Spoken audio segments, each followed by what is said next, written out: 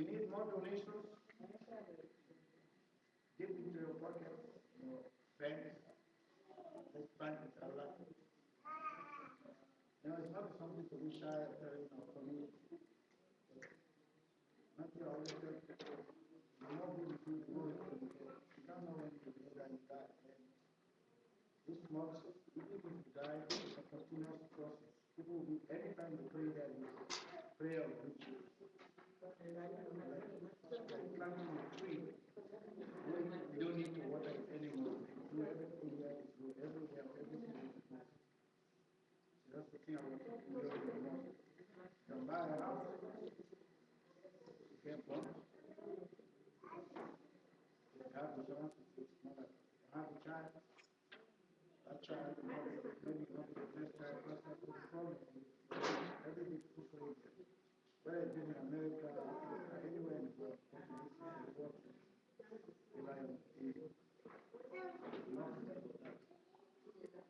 Belong to their life. People who are dead today. There are people who can pray for them, do for them. That's the most suffering thing about life. You don't have a child, you don't have a mother, you don't have a wife that you build, and you have a school that you build. Good place where people come and recite all this continuous work. Tell your friends who are poor, I have a brother who always, every day he will tell his the people in the mosque there and the workplace, they give him money every Friday to bring here. Every Friday. You don't need to come here. So you tell your friends too. Some of them have to give money to you, bring it, donate. That's the way to help. Because Islam says, human no more will be a true believer unite with the Prophet, unite with yourself. So I don't feel like you feel like going to heaven without me. If you don't want me to go there, you're not my friend. You know? So you should tell everybody, anywhere you tell them. I pay the money in your account, abroad, anywhere, get the money to bring them. That's true friendship. So,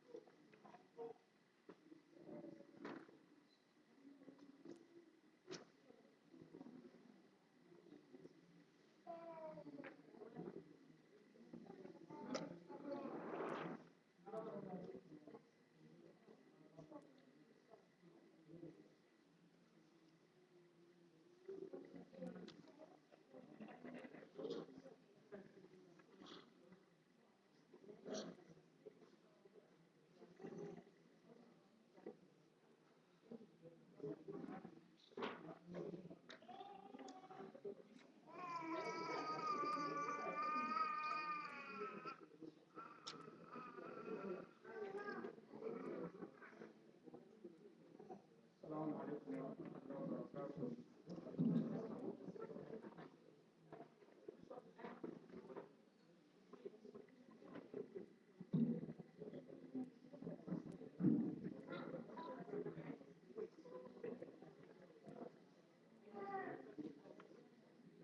الله أكبر الله أكبر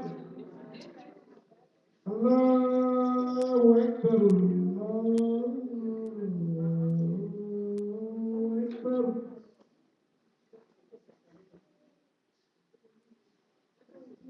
أشهد أن لا إله إلا الله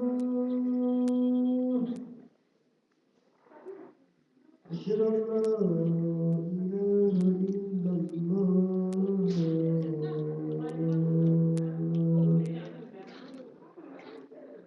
أشهد أن محمدا رسول الله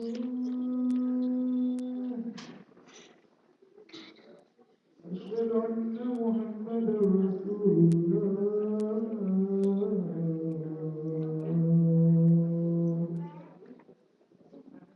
حي على الصلاة حي على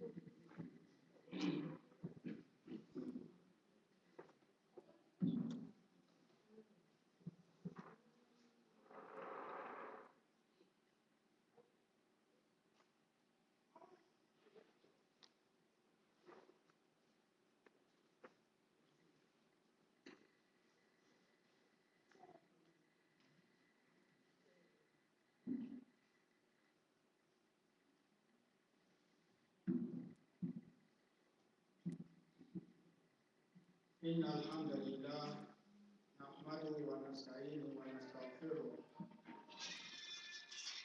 ونعوذ بالله من شرور أنفسنا وسيئات أعمالنا من يهده الله فلا مضل له ومن يضلل فلا هادي له ونشهد أن لا إله إلا الله وحده لا شريك له ونشهد أن محمدا عبده ورسوله يا أيها الناس اتقوا ربكم الذي خلقكم من نفس واحدة وخلق منها زوجها وبث منهما رجالا كثيرا ونساء واتقوا الله الذي تساءلون به والأرحام إن الله كان عليكم رقيبا يا أيها الذين آمنوا اتقوا الله حق تقاته ولا تموتن إلا وأنتم مسلمون يا أيها الذين آمنوا اتقوا الله وقولوا قولا سديدا يصلح لكم أعمالكم ويغفر لكم ذنوبكم ومن يطع الله ورسوله فقد فاز فوزا عظيما أيها المسلمون أيها المسلمات نحمد الله على نعمه التي أنعمها علينا بغير حول منا ولا قوة ونشكر آباءنا وأمهاتنا بما له من دور من كوننا مسلمين. الله اللهم صل على محمد وعلى آل محمد كما صليت على إبراهيم وعلى آل إبراهيم وبارك على محمد وعلى آل محمد كما باركت على إبراهيم وعلى آل إبراهيم في العالمين إنك حميد مجيد.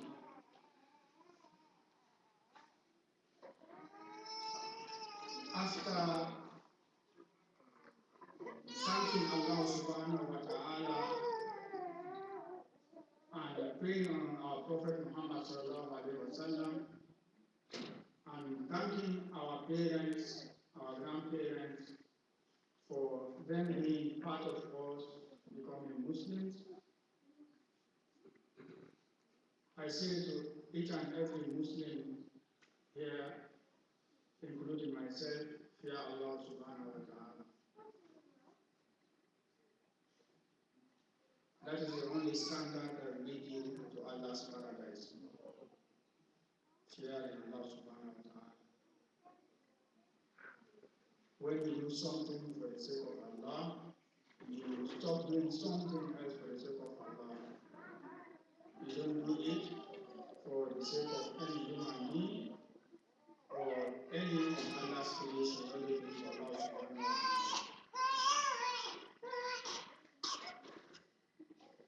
In Islam, it is very, very important that what you do is not just based on what is in your heart, because your heart is pure, therefore what I'm doing, inshallah, is pure. It has to be two things. One of them is the sincerity. That is, you are doing it sincerely for the sake of Allah subhanahu wa ta'ala.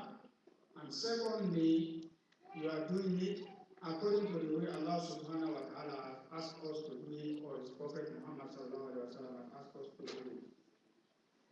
So in other words, you don't just do it because you think this is the way to do it. It has to be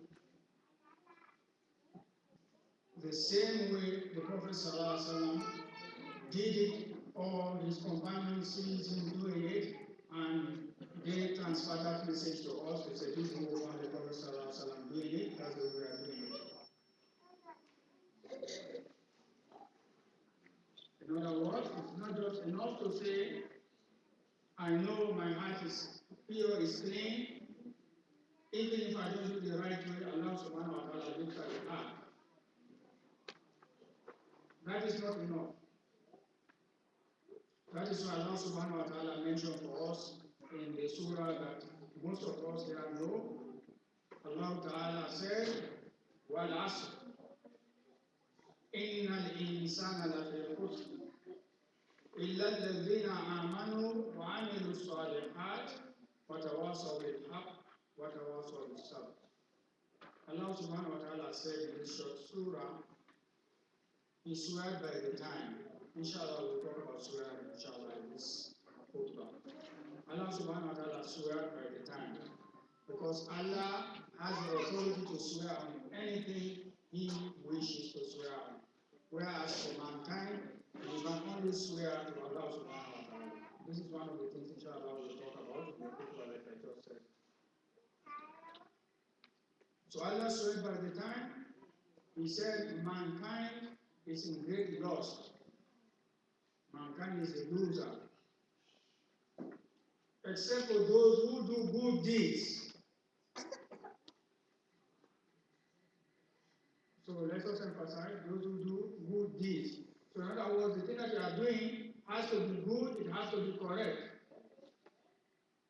If you are praying Jumahh, Jumahh is how many rakah? It's 2 rakah.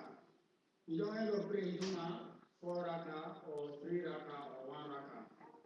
Even though your intention is good, but that is not Jum'ah. Jum'ah is 2 rakah.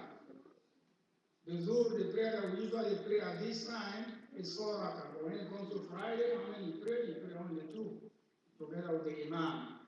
If you are praying at the masjid, it's the Jum'ah prayer. If you are praying at home or you are unable to pray the Jum'ah, you pray 4. But the masjid, you pray 2.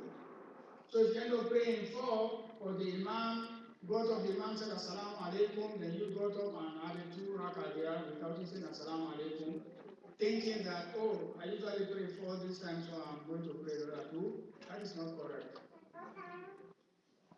So it has to be consistent with the way Allah subhanahu wa ta'ala described it and the way the Prophet sallallahu alaihi wasallam practiced it and his companions practiced it.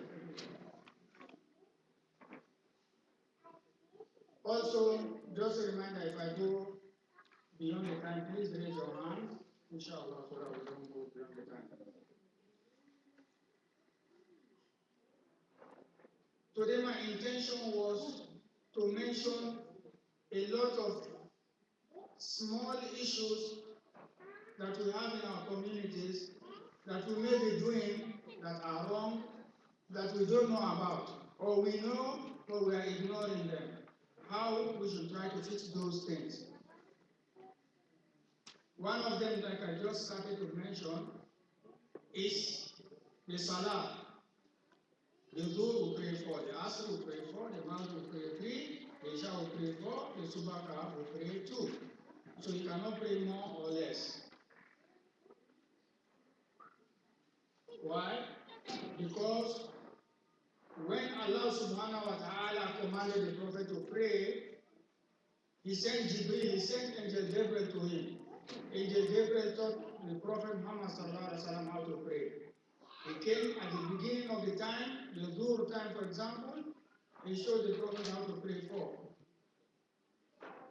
He came during Asr, he showed the Prophet how to pray the 4.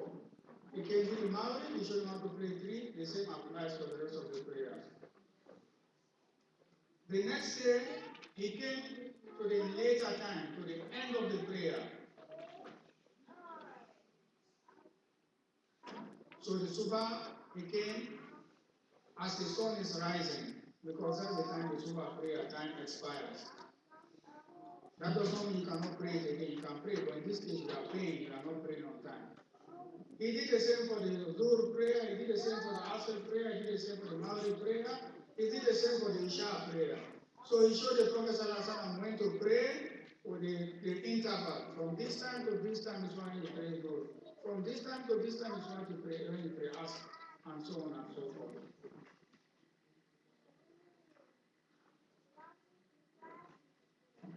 And after the Prophet has been shown how to pray, he mentioned in his hadith, he said, Sallu kama ra'aytumuni usalli. Pray the way you saw me praying. So he's still emphasizing, you should not just pray the way you want. You should not just do things in Islam the way you want. You have to follow the footsteps of the Prophet ﷺ and his companions, radiallahu anhu. So I'm going to start with the wudu that you perform before you come to prayer, inshallah. Why do you perform wudu? Because Allah mentioned in the Quran that if you want to pray, you have to take wudu first.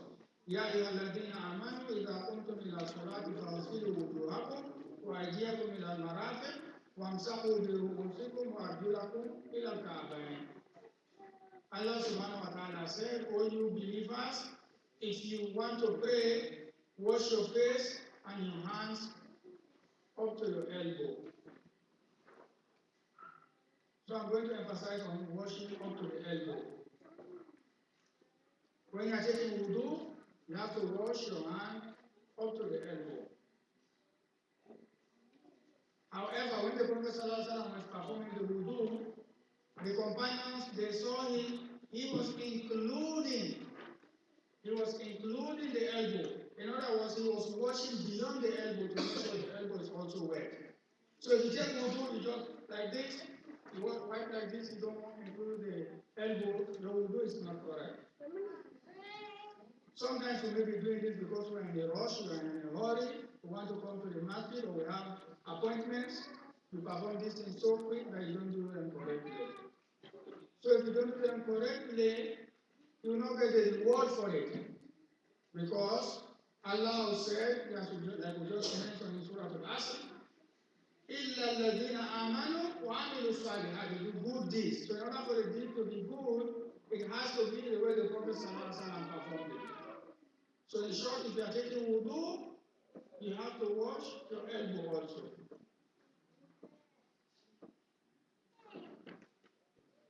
So, but unfortunately,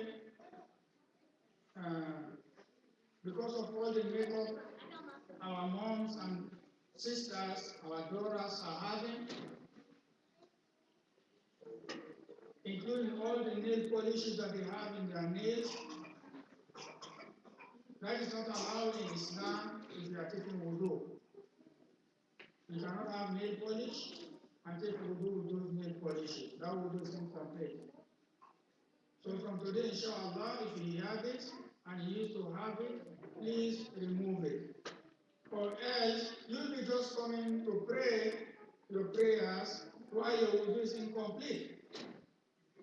And the Prophet ﷺ said, La salata illa bi tahur. There is no prayer without cleanliness, without wudu.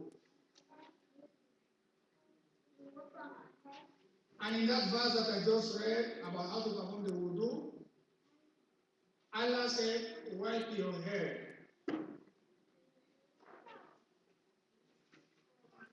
So how can you wipe your head if you are carrying additional hair in your head? That wipe will not be complete. I know it may be very harsh.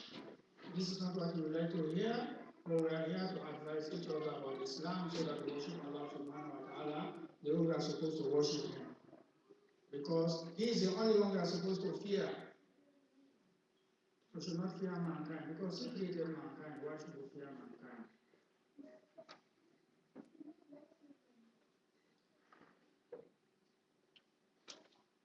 I'll stop there in terms of the wudu. The next thing I will move to is the swearing. The swearing, people swear a lot. I swear to this, I swear to that, I swear to this. This is very, very common in the country. I grew up in Sierra Leone. People swear a lot. Every little thing they swear. However, when you are swearing, you should only swear to Allah subhanahu wa ta'ala. If you are saying Wallahi, that's the way to swear in Islam. Wallahi, billahi, tallahi. Or I swear to the Quran, because the Quran is Allah's word. But you cannot swear to your mom. You cannot swear to your dad. Or you cannot swear to this day. Or to this food that I just ate.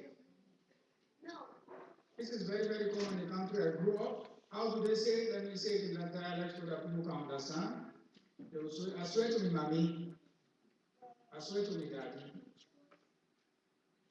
Or I swear to this day. Or I swear to this food I don't eat.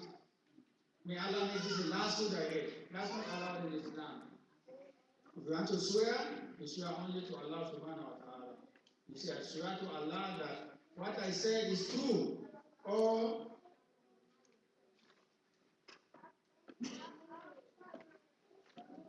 what I just told you is true. That's the way you swear in Islam. You don't swear to somebody, you don't swear to your mom, to your dad, or to your teacher, or your grandparents, no matter how righteous they were before. You cannot swear to them.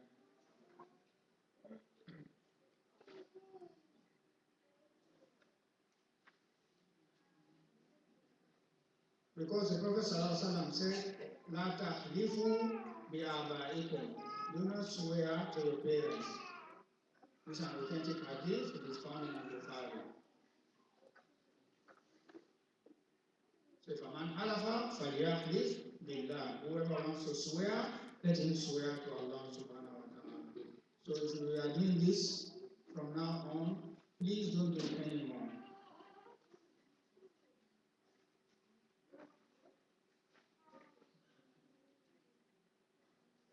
One of the other mistakes that we have also is our dress. The dress that we put on when we go to pray. Sometimes I see our brothers, their knees are exposed. They have a pant, a jean, there are holes in the jeans here. So that's the latest style that we have now. They have holes in the knee here. You cannot have such a pant and pray. Because when you want to pray As a male, your knees should be covered. So the private part that a male should cover if you want to pray is from the navel to the knee. So if you wear such pants and your knees are exposed, especially when you make ruku, when you bow down, and your knee is being exposed, don't wear such pants and pray, because the salah will not be correct. The same thing goes for some of us who hang their pants down. We're hanging our pants behind, and our back is exposed. The problem is not the back. It's because from your navel to your knee is supposed to be covered. However, you have a very short t-shirt that stops here. Whenever you make a ruku, your back is being exposed. You cannot have such a dress and stand in front of Allah subhanahu wa ta'ala. The least that you could cover is from your navel up to your knees. This is for the male. As for the females, the only part that should be exposed is the face, the hands, and some scholars included the feet. The Hanafi school of thought, especially those from India, Pakistan, Turkey, the Russian federations, the Islamic school of thought that they follow is the Hanafi school of thought. That one included the feet. So as for the female, the only part that is supposed to expose if you want to stand in front of Allah subhanahu wa ta'ala is your hands, your face, and like I said, some other scholars included your feet. So if any other portion of your body is being exposed, you try to cover it when you are standing in front of Allah subhanahu wa ta'ala, so that you don't just waste your time and stand in front of Allah. You think you've been praying all along, all your prayers are correct, because Allah only looks at the heart, because that's what you have been told. That's not the way the situation is. What is in the heart has to match with what Allah subhanahu wa ta'ala has asked us to do, and the way the Prophet sallallahu alaihi wasallam performed it, and his companions do.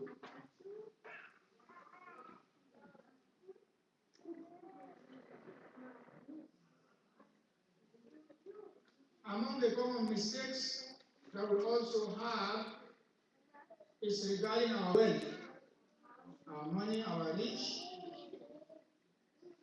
Some of us who don't give zakat to it because we don't know how to give zakat,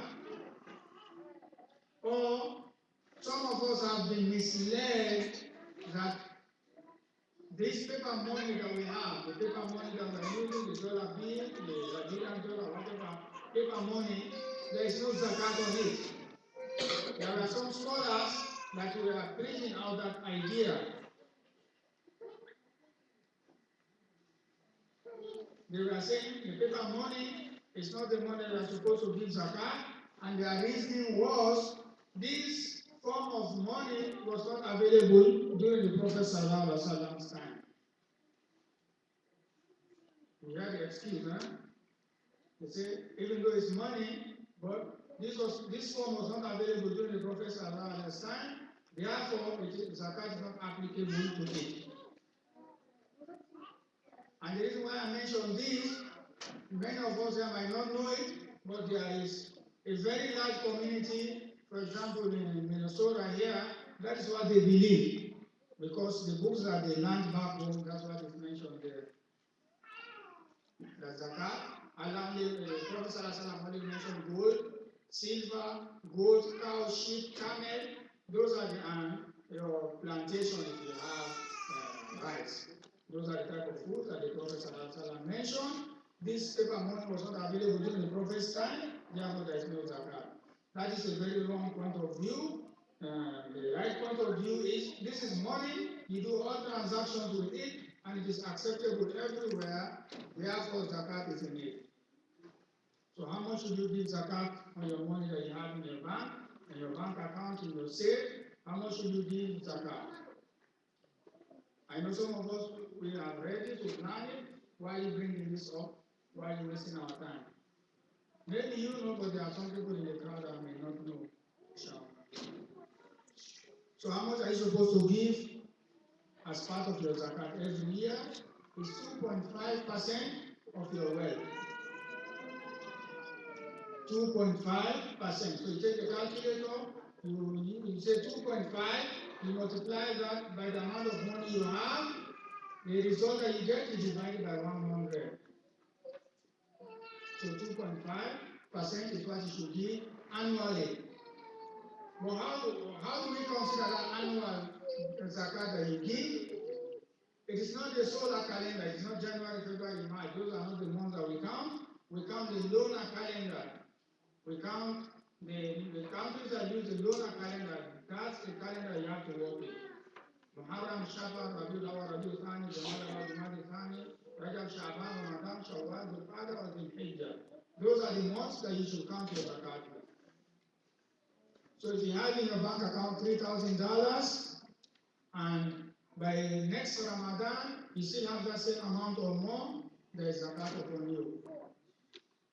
If you didn't know this before, please give that zakat, because if you don't, you are denying Allah subhanahu wa ta'ala. Because Allah said in His holy book, وَالَّذِينَ يَكْنِزُونَ الذَّهَبَ وَالْفِضَّةَ ثُمَّ لَا يُنْفِقُونَهَا فِي سَبِيلِ اللَّهِ فَبَشِّرْهُم بِعَذَابٍ أَلِيمٍ. He said, and to those who store their gold and silver and they don't spend it in the way of Allah subhanahu wa ta'ala, mention to them that Allah has prepared for them a severe punishment. We ask Allah to protect us from His punishment. Because that they don't have any excuse. You cannot say, oh, I only have $2,999.90 or 99 cents. It doesn't work that way.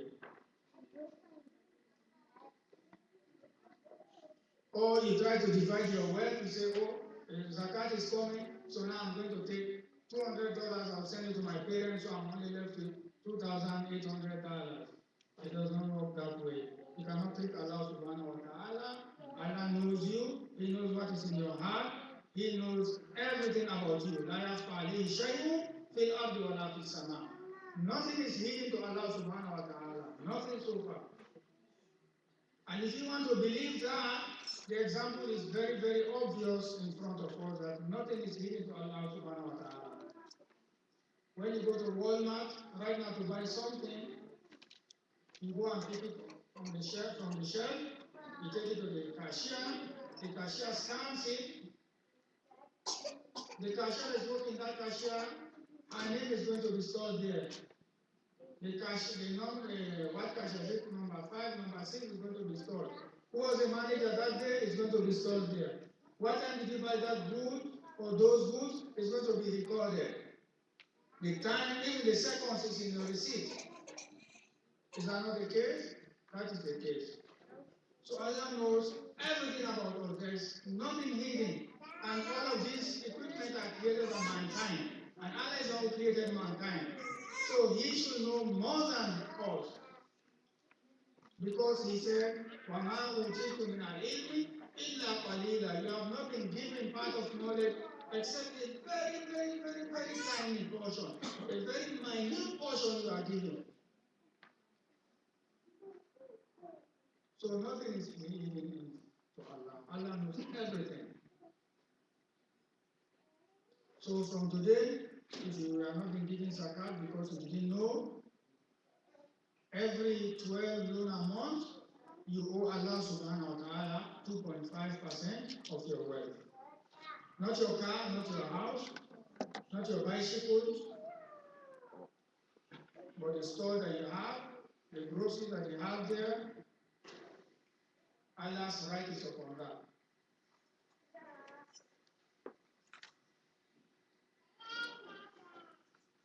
أقول قولي هذا وأستغفر الله لي ولكم قولوا الله وأنتم مؤمنون بالله.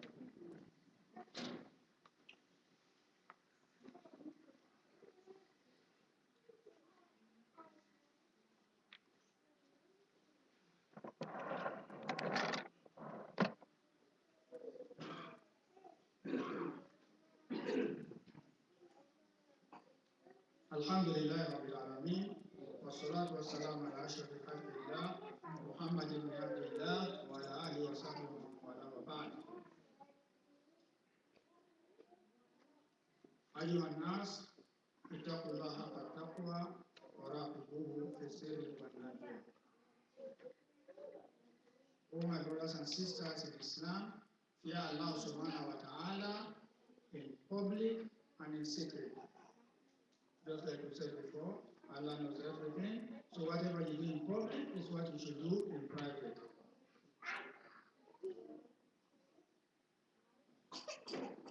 The other mistake I'm just going to mention, and it's very common right now, is this.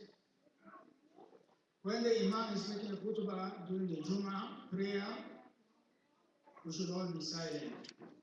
We should not be talking. We should keep quiet and listen to the khutbah. Because if you don't listen, you have no reward for that Jum'ah. And we will not want that. We will not want to come to Jum'ah with the expectation of getting all the rewards Allah has promised for whoever attends the Jum'ah, because He mentioned there's a moment in the Jum'ah day. Whoever is fortunate to get that moment, Allah will forgive all your previous sins. So you don't want that moment to come and you are talking. You should not be talking when the Imam is making a khutbah. The same thing applies if somebody calls you, do not pick up the phone. Listen, I'm not saying this because I'm in front of you. I'm not saying it because I feel disrespected. No. It's because that's the Islamic law. The Prophet ﷺ said, if somebody is sitting by you and that person is talking, you tell the person to keep quiet. You who said to that person to keep quiet, you don't have any Jum'ah. You don't have any reward for the Jum'ah. So from today, if we used to practice that, let us stop it. When we go to the masjid, if the Imam has started making the khutbah, before the khutbah, after the khutbah, you can talk whatever you want to talk. But as the Imam starts making the khutbah, please let us be silent, let us listen to the khutbah, so that we don't lose that reward. Because in that case, when you pray the 2 rak'ah, the reward for those 2 rak'ah will be converted to as if you pray the Dhuhr. You will not get the reward for the Sunnah.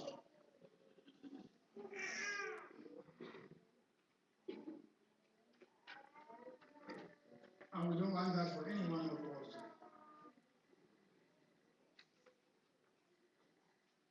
The last thing that I will mention, inshallah subhanahu wa ta'ala, it is also something that is very common for those of us that are working. Alhamdulillah, many of us are here. Some of our brothers and sisters are not here. We ask Allah to make their not being here, especially the men, because the Jum'ah is not obligatory upon the women. We ask Allah for those that are unable to be here, for Allah to provide them good reasons why they are not attending the Jum'ah. So the thing I want to talk about is combining the prayers. Combine the prayers, you combine Dhuhr and Asr, combine the 2 o'clock prayer or the 4 o'clock prayer. It is very common for those of us that are working, say because my job does not allow me to pray, so I have to wait until I come home and combine them. Or I combine the Maghrib and the Isha together. That is not acceptable in Islam, because the Prophet ﷺ said, Al-Jam'u bayna as-salatayn min ghayri uzrin min al-kabair. He said, combining 2 prayers without any valid, any legitimate reason is part of the major grave sins. I know we all have excuses. Some people, they don't come to the Jum'ah because their schedule is 6 to 2 and the Jum'ah is still at 1:30, so they cannot make it. Please try not to lose 3 Jum'ahs, at least. If you lose this Jum'ah, you lose the next one, make sure the 3rd one you come to the Jum'ah, please. Deliver this message to those that are not here also. Do not miss more than 3 Jum'ahs. Because if you miss more than 3 Jum'ahs, Allah will stamp in your heart the stamp of the hypocrites. Because the Prophet ﷺ said, Man taraka salata jumu'ati mutataliya, taba Allahu ala qalbi. If you leave 3 Jumu'ahs consecutively without any legitimate, any valid reason, Allah will stamp the stamp of the hypocrite in your heart. We ask Allah not to stamp that stamp in our heart. اللهم اهدنا فيمن هديت وعافنا فيمن عافيت وتولنا فيمن توليت وبارك اللهم لنا فيما اعطيت اللهم علمنا ما ينفعنا وانفعنا بما علمتنا انك انت العليم الحكيم يا منان يا حنان يا مستعان تقبل منا صلاتنا وصيامنا وقيامنا وركوعنا وسجودنا وزكواتنا انك انت ولي ذلك القادر عليه اللهم ربنا اتنا في الدنيا حسنه وفي الآخرة حسنة وقنا عذاب النار إن الله يأمركم بالعدل والإحسان وإيتاء ذي القربى وينهى عن الفحشاء والمنكر والبغي يعظكم لعلكم تذكرون اذكروا الله يذكركم واشكروه على نعمه يزدكم ولذكر الله أكبر لو كنتم تعلمون قوموا إلى صلاتكم.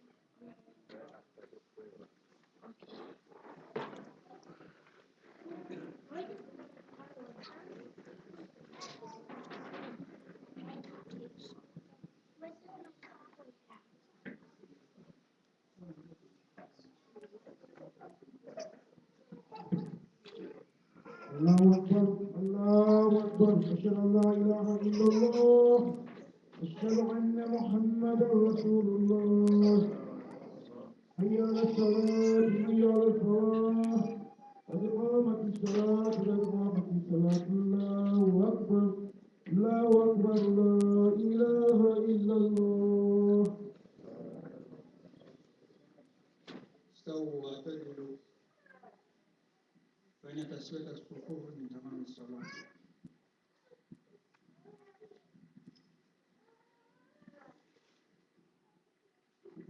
الله أكبر الله أكبر.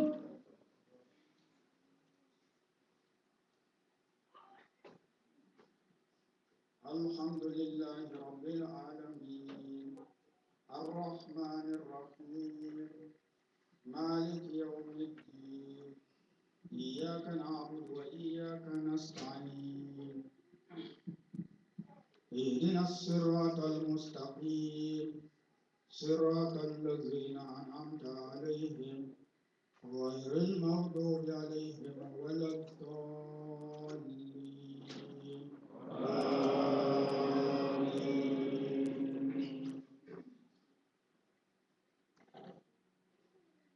وكذلك أخذ ربك إذا أخذ القرى وهي ظالمة إن أخذه أليم شديد إن في ذلك لآية لمن خاف عذاب الآخرة ذلك يوم مجموع له الناس وذلك يوم مشهود وما نؤخره إلا لأجل معدود يوم يأتي لا تكلم نفس إلا بإذنه فمنهم شقي وسعيد فأما الذين شقوا ففي النار لهم فيها زفير وشهيق خالدين فيها ما دامت السماوات والأرض إلا ما شاء ربك إن ربك فعال لما يريد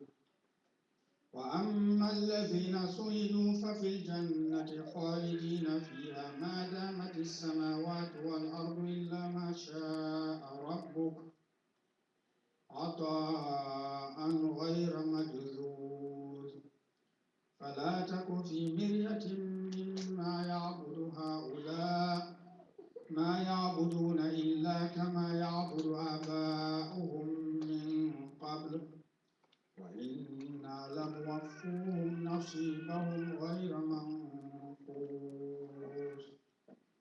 الله أكبر الله أكبر.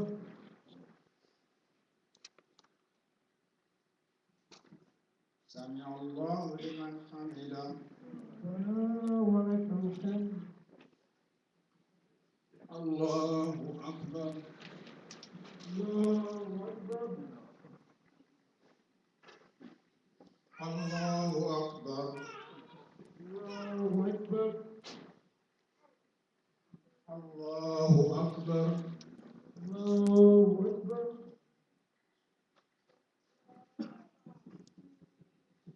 الله أكبر. الله أكبر.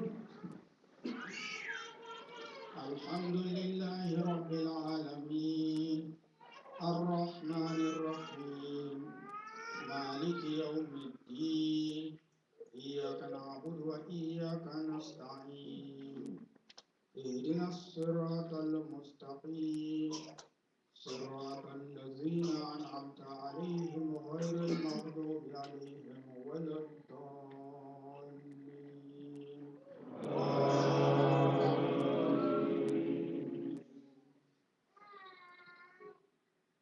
فقلت استغفروا ربكم إنه كان غفارا يرسل السماء عليكم مدرارا ويمددكم بأموال وبنين ويجعل لكم جنات ويجعل لكم أنهارا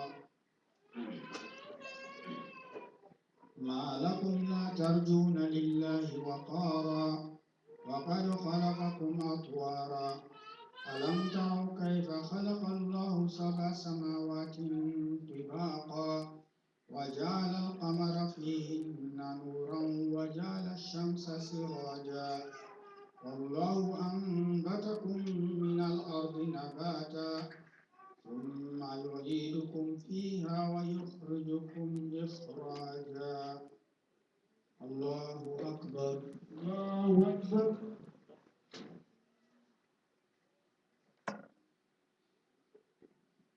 سمع الله لمن حمده. ربنا ولك الحمد. الله أكبر. الله أكبر. الله أكبر. الله أكبر. الله أكبر.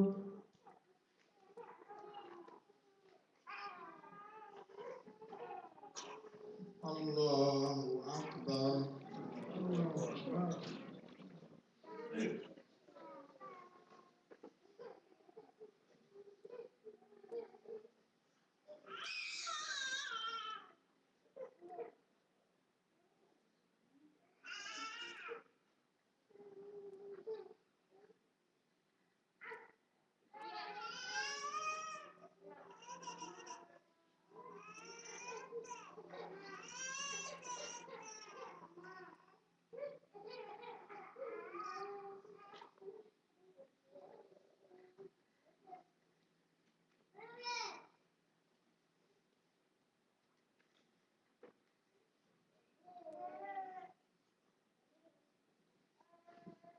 السلام عليكم ورحمة الله. السلام عليكم ورحمة الله. السلام عليكم ورحمة الله. السلام عليكم ورحمة الله.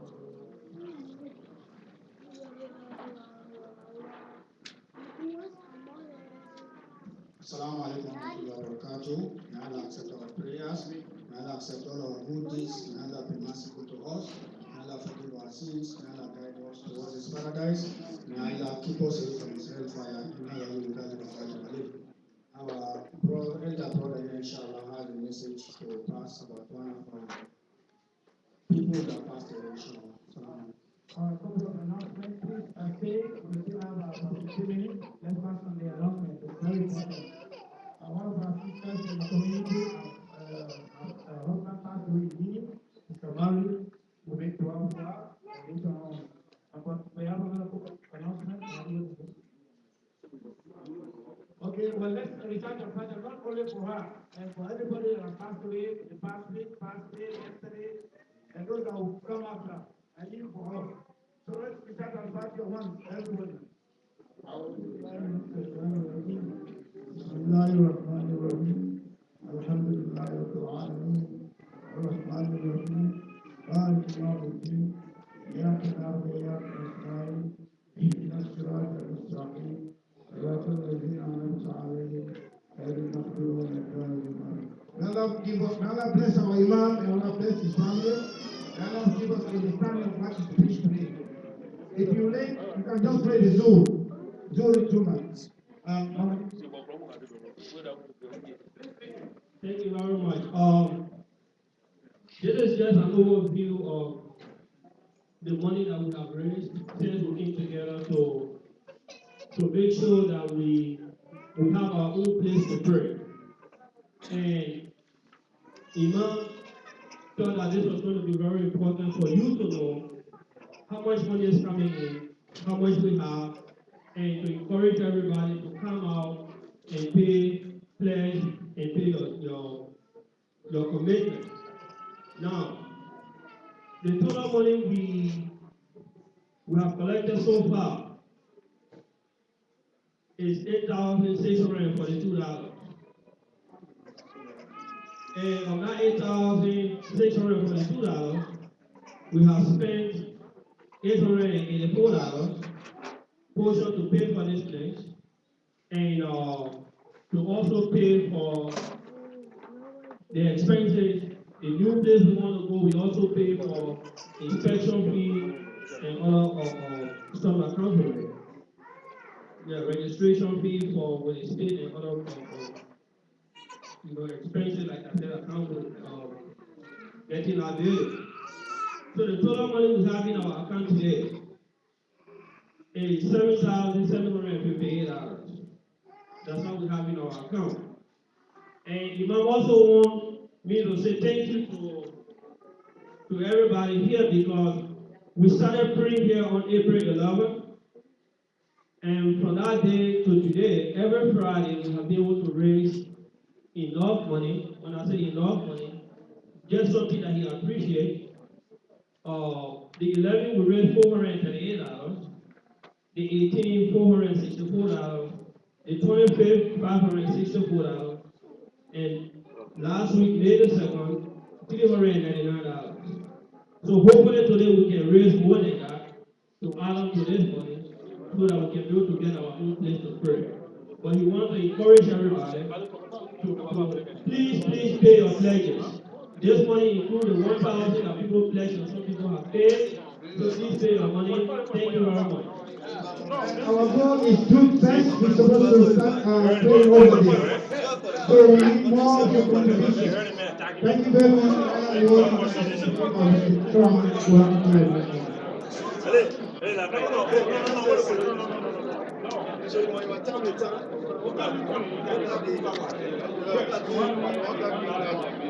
I need to carry these people outside, please.